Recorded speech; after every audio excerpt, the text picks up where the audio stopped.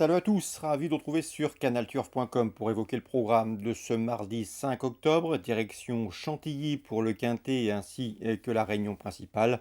Ensuite, j'aurai des infos à vous transmettre en réunion 2 à Avanches, notamment Marc-André Beauvais qui est confiant dans la quatrième. Ensuite, direction Nantes, réunion 3 pour une réunion consacrée et réservée aux galopeurs. Et nous terminerons par Vincennes en réunion 4 où là aussi j'ai pu m'entretenir avec un professionnel relativement confiant. On commence donc par le quintet de ce mardi, Chantilly. J'aime beaucoup dans cette course numéro 1, Brock, un cheval irréprochable depuis plusieurs semaines. Il avait remporté son handicap au mois de mai et depuis il a signé 3 podiums, dont 2 dans des quintets. C'est un cheval qui ne sera pas dérangé par l'assouplissement des terrains. Il a prouvé qu'il fallait compter avec lui à ce niveau. C'est un choix prioritaire. Le 3, Népalais, conduira l'opposition. Le cheval est lui aussi confirmé à ce niveau. Il vient de se classer deuxième d'un quintet à Deauville en finissant bien ce jour-là. Je pense que sa place est également sur le podium.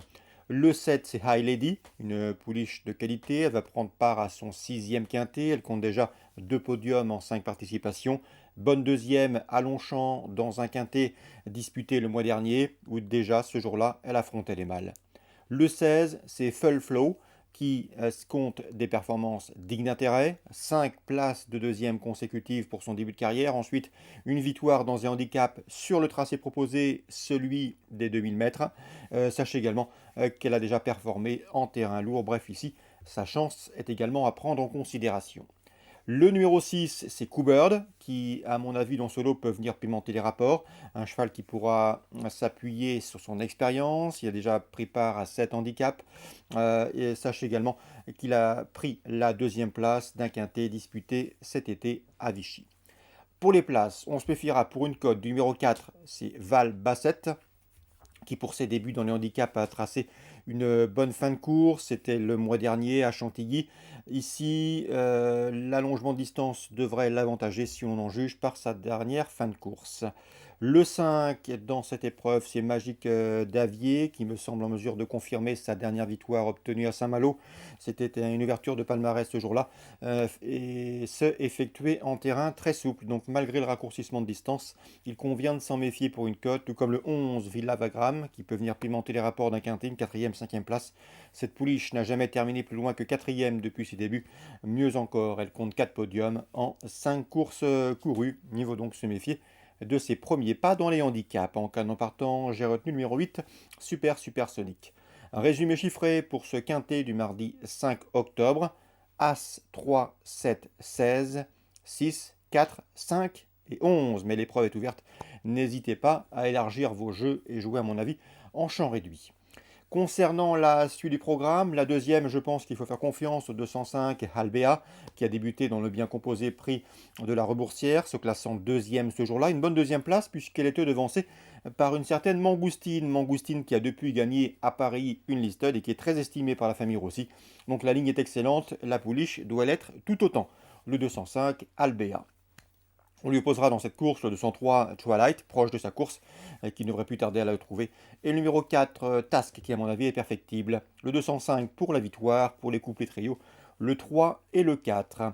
Dans la cinquième, attention au 503, qui me semble en mesure de bien faire. C'est une concurrente irréprochable depuis plusieurs semaines. Le 501 Barati vient de s'imposer courageusement à Saint-Cloud et peut confirmer, tout comme le 2 Alastor, qui avait été placé de listed cet été à Compiègne, le 503, le 501, le 502 dans la cinquième.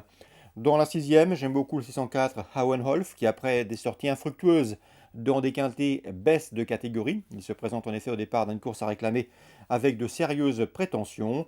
On lui posera le numéro 10, l'Indomptable, qui est très confirmé et efficace dans les sellings, c'est-à-dire dans les courses à réclamer. 604, 610. Petit mot sur Avanche, Réunion 2. Dans la quatrième, j'aime beaucoup le 403 Hippie de Joma. Marc-André Beauvais m'en a toujours dit le plus grand bien. D'après lui, c'est un cheval en Tardegain qui n'a pas vraiment de défaut. Il est pratique, il est maniable. Il peut être l'avant, il peut attendre, il sait démarrer.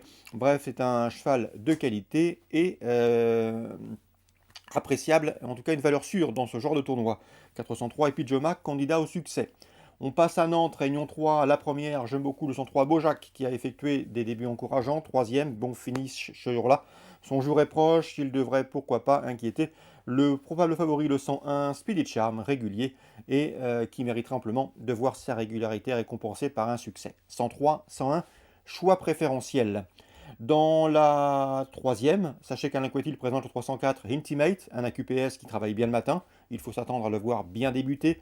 Même topo pour le 309, c'est Hirasi qui fait l'objet de bruits favorables. Lui aussi est inédit. 304, 309.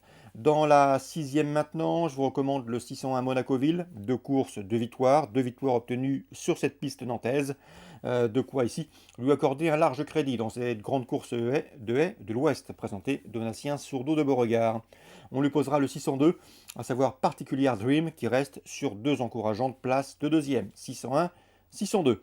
On termine avec Nantes avec le 801, c'est Charmino. Charmino qui a couru 4 fois à Nantes, une fois sur les haies et 3 fois sur les steeples. Et ces 3 tentatives sur le steeple ont été couronnées de succès, bref, 3 victoires en 4 sorties sur l'Indo nantais. Ici, c'est en haie, mais le cheval, à mon avis, aura son terrain. Il est très confirmé sur les pistes bien assouplies. L'opposition est dans ses cordes et il devrait en tirer profit. Le 801 Charmino, à mon avis, c'est le cheval de la course, avis aux amateurs de jeux simples.